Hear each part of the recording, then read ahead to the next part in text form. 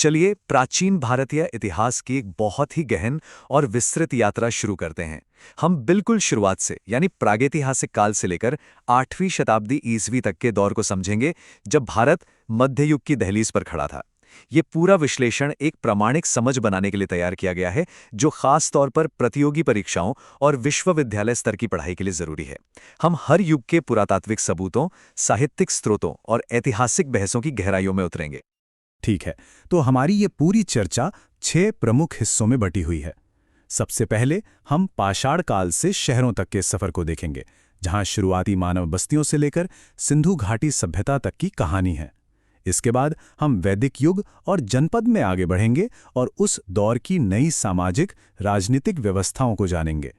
तीसरा पड़ाव होगा पहले साम्राज्य का उदय, जिसमें मौर्य साम्राज्य पर हमारा खास ध्यान रहेगा। फिर हम क्षेत्रीय शक्तियों के युग को समझेंगे, जो मौर्यों के बाद का समय है। पांचवां खंड शास्त्रीय स्वर्ण युग यानी गुप्त साम्राज्य पर केंद्रित होगा। और आखिर में हम मध्यकालीन भारत में संक्रमण के साथ अपनी बात पूरी करेंगे, जिसमें गुप्त साम्राज्य के बाद के विखंडन और नए विकास पर चर्चा होगी।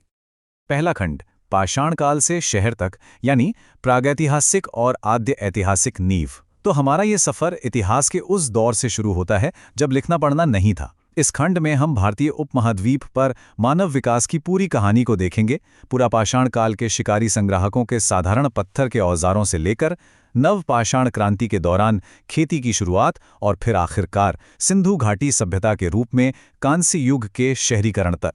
ये टाइमलाइन हमें भारत के प्रागैतिहासिक काल के क्रम को समझने में मदद करती है। चलिए एक एक करके इन्हें समझते हैं।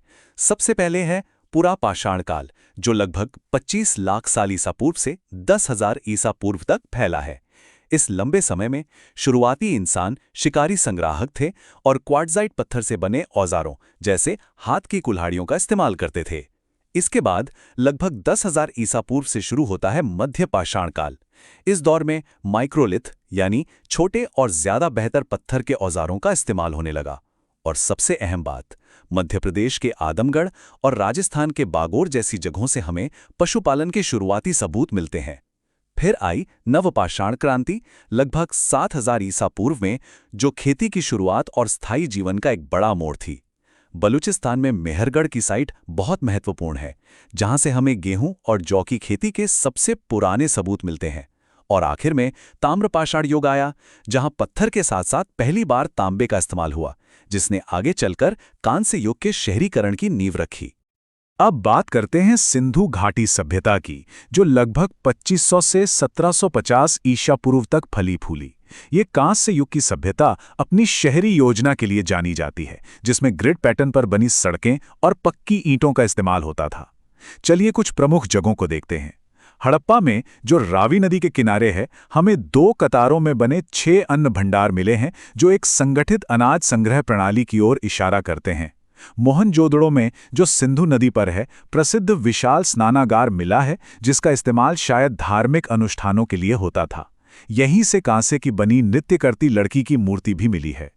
गुजरात में धोलावीरा एक अनोखा शहर था, जो 3 हिस्सों में बटा था और यहाँ पानी जमा करने की बेहतरीन व्यवस्था थी। पास ही में लोथल एक बड़ा बंदरगाह था, जहां एक विशाल डॉकयार्ड मिला है, जो मेसोपोटामिया के साथ समुद्री व्यापार का पक्का सबूत है। और राजस्थान के कालीबंगा में हमें दुनिया के सबसे पुराने जुते हुए खेत के सबूत मिले हैं, जो उनकी उन्नत कृषि को दिखाता है। तो सवाल ये उठता है कि इस महान सभ्यता का पतन आखिर हुआ कैसे? ये इतिहासकारों के बीच एक बहुत बड़ी बहस का मुद्दा है। कई सिद्धांत दिए गए हैं। एक प्रमुख सिद्धांत है जलवायु परिवर्तन, जिसकी वजह से घग्गर हकरा नदी सूख गई होगी और खेती मुश्किल हो गई होगी। दूसरा सिद्धांत सिंधु नदी में बार बार आने वाली बाढ़ को वजह बताता है। एक पुराना सिद्धांत था बाहरी आक्रमण का, जैसे आर्यों का आना, लेकिन अब इसे ज्यादातर विद्वान नहीं मानते, क्योंकि बड़े पैमाने पर विनाश के सबूत नहीं मिले हैं। आज ज्यादातर इतिहासकार मानते हैं कि पतन किसी एक वजह से नहीं, बल्कि कई वजहों से हुआ, जैसे पर्यावरण में बदलाव, व्यापार में गिरावट और अंदरूनी सामाजिक राजनैतिक अस्थिरता। दूसरा खंड वैदिक युग और जनपद, नई सामाजिक संरचनाएं। सिंधु घाटी के शहरों के पतन के बाद भारतीय उपमहाद्वीप के इतिहास में एक नया दौर शुरू हुआ। अब हम वैदिक युग में प्रवेश करते हैं।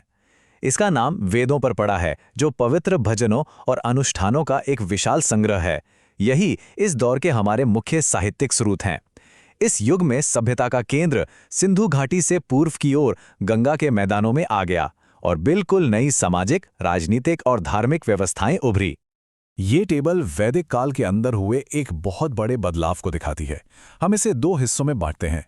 शुरुआती यानी ऋग्वैदिक काल में समाज मुख्य रूप से पशुपालक था। धन को मवेशियों की संख्या से मापा जाता था और राजनीतिक व्यवस्था कबीलों पर आधारित थी, जिसमें राजन या मुखिया सभा और समिति जैसी सभाओं से सलाह लेकर शासन करता था।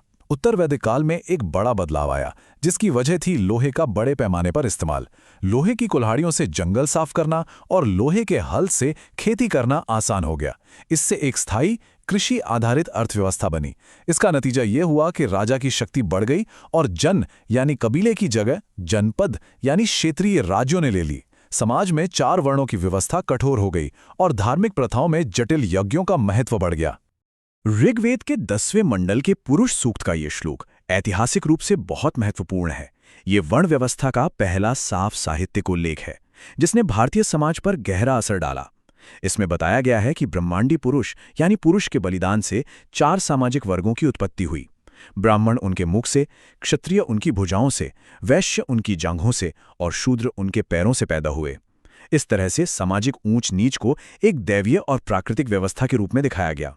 ये ध्यान रखना जरूरी है कि ये श्लोक ऋग्वेद के बाद के हिस्से में आता है, जिससे पता चलता है कि ये कठोर विभाजन शायद उत्तर वैदिक काल की शुरुआत में मजबूत हुआ। 6ठी शताब्दी ईसा पूर्व तक उत्तर वैदिक काल के जनपद बड़े और शक्तिशाली क्षेत्रीय राज्यों में बदल गए, जिन्हें महाजनपद कहा जाने लगा। बौद्ध और जैन ग्रंथों में ऐसे 16 राज्यों का जिक्र है। इनके उदय को इतिहासकार दूसरा शहरीकरण भी कहते हैं। इन सब में आखिरकार मगध सबसे शक्तिशाली बनकर उभरा। इसकी कई वजहें थीं। इसकी राजधानी राजगृह 5 पहाड़ियों से घिरी एक सुरक्षित जगह थी। गंगा के मैदान में होने के कारण यहाँ खेती अच्छी होती थी। छोटा नागपुर के पठार से इसे आसानी से लौह अयस्क मिल जाता था, जिससे बेहतर हथियार बनते थे और बिंबिसार और अजातशत्रु जैसे इसके शासक बहुत ही महत्वाकांक्षी और कुशल थे। इन्हीं सब वजहों से मगध भारत का पहला महान साम्राज्य बनाने में कामयाब हुआ। तीसरा खंड, पहले साम्राज्य का उदय, मौर्य एकीकरण। महाजनपदों के बीच चल रहे संघर्ष के दौर में 2 बड़े विकास हुए। एक तो नए धार्मिक और दार्शनिक आंदोलनों का उदय, खासकर बौद्ध और जैन धर्म, और दूसरा मगध के नेतृत्व में पूरे उपमहाद्वीप का एक विशाल साम्राज्य में एकीकरण। ये टेबल उस दौर में उभरे 2 सबसे महत्वपूर्ण गैर वैदिक आंदोलनों बौद्ध और जैन धर्म की तुलना करती है। दोनों ही उत्तर वैदिक काल के बढ़ते कर्मकांडों और ब्राह्मणवादी प्रभुत्व की प्रतिक्रिया के रूप में उभरे, लेकिन दोनों के रास्ते अलग अलग थे। गौतम बुद्ध द्वारा स्थापित बौद्ध धर्म ने मध्यम मार्ग का रास्ता दिखाया, जो न तो बहुत ज्यादा भोग विलास का था और न ही कठोर तपस्या का। इसके मूल में 4 आर्य सत्य और अष्टांगिक मार्ग हैं। दूसरी ओर वर्धमान महावीर द्वारा प्रचारित जैन धर्म ने आत्मा को कर्म के बंधन से मुक्त करने के लिए कठोर तपस्या और अहिंसा यानी किसी भी जीव को चोट न पहुंचाने पर जोर दिया। बौद्ध धर्म को अशोक जैसे शासकों का संरक्षण मिला, जबकि जैन धर्म मुख्य रूप से व्यापारी समुदायों के बीच फैला। अशोक के शासनकाल में एक बहुत बड़ा मोड़ आया 261 ईसा पूर्व में, जब उन्होंने कलिंग पर विजय प्राप्त की। युद्ध में हुई भारी तबाही ने, जैसा कि उन्होंने खुद अपने शिलालेखों में लिखा है, सम्राट पर बहुत गहरा असर डाला। ये जो उद्धरण है, ये उनके 13वें प्रमुख शिलालेख से है, जिसमें वो अपने गहरे पश्चाताप को व्यक्त करते हैं। इस अनुभव के बाद अशोक ने भेरी घोष यानी युद्ध की नीति को छोड़कर धम्म घोष यानी धम्म की नीति को अपना लिया। ये समझना जरूरी है कि अशोक का धम्म कोई धर्म नहीं, बल्कि एक नैतिक संहिता थी। इसमें अहिंसा, सभी के प्रति सहिष्णुता, बड़ों का सम्मान और अपनी प्रजा के प्रति पिता जैसी चिंता शामिल थी। मौर्य प्रशासन के बारे में हमारी जानकारी मुख्य रूप से 2 स्रोतों से आती है। एक है कौटिल्य का अर्थशास्त्र और दूसरा मेगास्थनीज की इंडिका। इन ग्रंथों से एक बहुत ही केंद्रीकृत और विस्तृत नौकरशाही की तस्वीर सामने आती है। सबसे ऊपर सम्राट थे, जिनकी मदद के लिए एक मंत्री परिषद होती थी। साम्राज्य प्रांतों में बटा था। जिला स्तर पर राजुक जैसे अधिकारी भूमि सर्वेक्षण और न्याय का काम देखते थे, जबकि युक्त जैसे अधिकारी राजस्व इकट्ठा करते थे। अर्थशास्त्र में 18 तीर्थ यानी सरकारी विभागों का भी जिक्र है। इसके अलावा राज्य ने एक बहुत बड़ा जासूसी नेटवर्क भी बना रखा था जो मौर्य राज्य की मजबूत पकड़ को दिखाता है। चौथा खंड, क्षेत्रीय शक्तियों का युग, मौर्योत्तर काल। लगभग 185 ईसा पूर्व में आखिरी मौर्य सम्राट की हत्या के साथ ही उपमहाद्वीप की राजनीतिक एकता टूट गई। लेकिन इसके बाद का समय कोई खालीपन का नहीं था, बल्कि एक ऐसा दौर था जो राजनीतिक रूप से भले ही बंटा था, पर सांस्कृतिक और आर्थिक रूप से बहुत जीवंत था। इस दौर में उत्तर और दक्कन में देसी राजवंशों का उदय हुआ और उत्तर पश्चिम से कई मध्य एशियाई और यूनानी शक्तियां भी आईं। ये टाइमलाइन हमें मौर्यों के बाद के जटिल राजनीतिक माहौल को दिखाती है। लगभग 185 ईसा पूर्व में पुष्यमित्र शुंग ने उत्तर भारत में शुंग वंश की स्थापना की। दक्कन में सातवाहन एक बड़ी शक्ति के रूप में उभरे जो उत्तर और दक्षिण भारत के बीच एक पुल का काम करते थे। लगभग पहली सदी ईस्वी में मध्य एशिया से आए कुषाणों ने एक विशाल साम्राज्य बनाया। उनके सबसे प्रसिद्ध शासक कनिष्क बौद्ध धर्म के बड़े संरक्षक थे। इनके साथ साथ उत्तर पश्चिम में हिंदयवन, शक और पार्थियन जैसे कई राज्य भी फले फूले, जिन्होंने भारतीय संस्कृति पर यूनानी प्रभाव डाला। मौर्योत्तर काल का सांस्कृतिक संगम कला में सबसे साफ दिखता है, खासकर मूर्तिकला के दो प्रमुख स्कूलों में। ये दौर इसलिए भी महत्वपूर्ण है क्योंकि इसी समय पहली बार बुद्ध को मानव रूप में बड़े पैमाने पर बनाया गया। उत्तर पश्चिम में गंधार कला पर ग्रीको रोमन यानी यूनानी प्रभाव साफ दिखता है। नीले भूरे पत्थर का इस्तेमाल करते हुए बुद्ध को यथार्थवादी ढंग से बनाया गया, जिसमें लहराते बाल और मांसल शरीर था, जो अक्सर यूनानी देवता अपोलो जैसा दिखता था। इसके बिल्कुल उलट मथुरा कला, जो लाल बलुआ पत्थर का इस्तेमाल करती थी, पूरी तरह से देशी थी। इसने बुद्ध को एक आदर्श आध्यात्मिक रूप में दिखाया, जिसमें अक्सर एक शांत मुस्कान और मुंडा हुआ सिर होता था। इन दोनों ही कला शैलियों को कुषाणों का संरक्षण मिला, जो उनकी उदार संस्कृति को दर्शाता है। पांचवां खंड, शास्त्रीय स्वर्णयुग, गुप्त साम्राज्य। अब हम गुप्त काल में आते हैं, जो लगभग 4वीं से 6वीं शताब्दी ईस्वी तक चला। इस युग को पारंपरिक रूप से विज्ञान, गणित, साहित्य और कला में इसकी असाधारण उपलब्धियों के लिए भारत का स्वर्ण युग कहा जाता है। हालांकि यह ध्यान रखना जरूरी है कि कई आधुनिक इतिहासकार इस शब्द पर सवाल उठाते हैं। फिर भी ये बात तो तय है कि इस दौर में बौद्धिक और सांस्कृतिक विकास असाधारण था।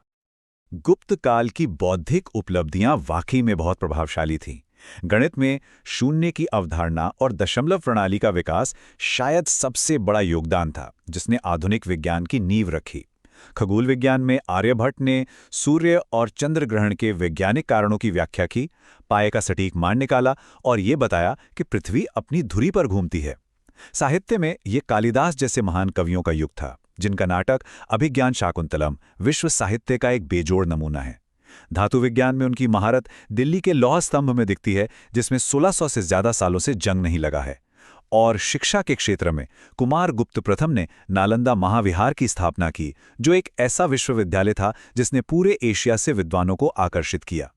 गुप्त काल के राजनीतिक इतिहास को जानने के लिए एक बहुत ही महत्वपूर्ण स्रोत है प्रयाग प्रशस्ति। प्रशस्ति का मतलब होता है प्रशंसा। ये खास तौर पर सम्राट समुद्रगुप्त की उपलब्धियों का गुणगान करती है।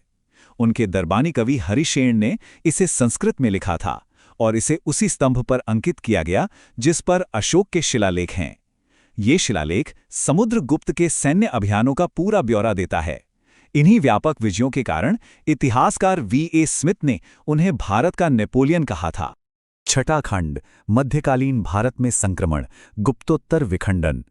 6वीं शताब्दी के मध्य तक अंदरूनी विद्रोहों और हूणों के आक्रमणों की वजह से गुप्त साम्राज्य का पतन हो गया।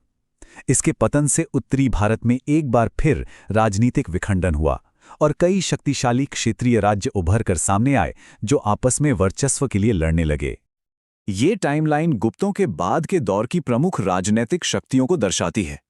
उत्तर भारत में हर्षवर्धन ने 7वीं शताब्दी की शुरुआत में कन्नौज को अपनी राजधानी बनाकर शक्ति को मजबूत किया।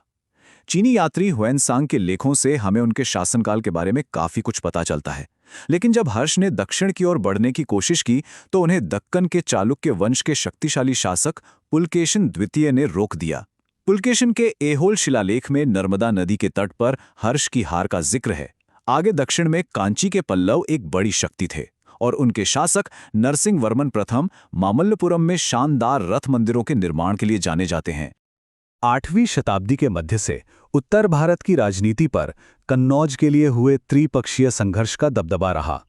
हर्षवर्धन की राजधानी होने के कारण कन्नौज शाही प्रतिष्ठा का प्रतीक बन गया था।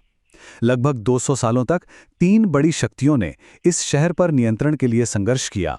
पूर्व से बंगाल के पाल, पश्चिम से गुर्जर प्रतिहार और दक्षिण से दक्कन के राष्ट्रकूट। इस लंबे संघर्ष ने तीनों शक्तियों को कमजोर कर दिया और प्रारंभिक मध्ययुगीन भारत की राजनीतिक दिशा को तय किया। तो अंत में एक बड़ा सवाल उठता है, हम प्राचीन भारत का अंत और मध्ययुगीन भारत की शुरुआत किसे माने? क्या ये गुप्त साम्राज्य जैसे किसी बड़े साम्राज्य का राजनीतिक पतन है, या फिर ये सामंतवाद जैसी सामाजिक आर्थिक व्यवस्थाओं में आए गहरे बदलावों से तय होता है, या शायद क्षेत्रीय भाषाओं और संस्कृतियों के उदय से? इन दो युगों के बीच की रेखा बहुत धुंधली है, और यह एक ऐसा सवाल है जिस पर इतिहासकार आज भी बहस करते हैं। यह हमें याद दिलाता है कि इतिहास सिर्फ तारीखों और राजवंशों का क्रम नहीं है, बल्कि बदलाव की जटिल प्रक्रियाओं की एक सतत व्याख्या है। हमने प्रागैतिहासिक शिकारी संग्राहकों से लेकर प्रारंभिक मध्ययुगीन काल के राज्यों तक एक विशाल यात्रा की है, जिसने उस समृद्ध और जटिल बुनियाद को रखा जिसे हम भारतीय सभ्यता कहते हैं।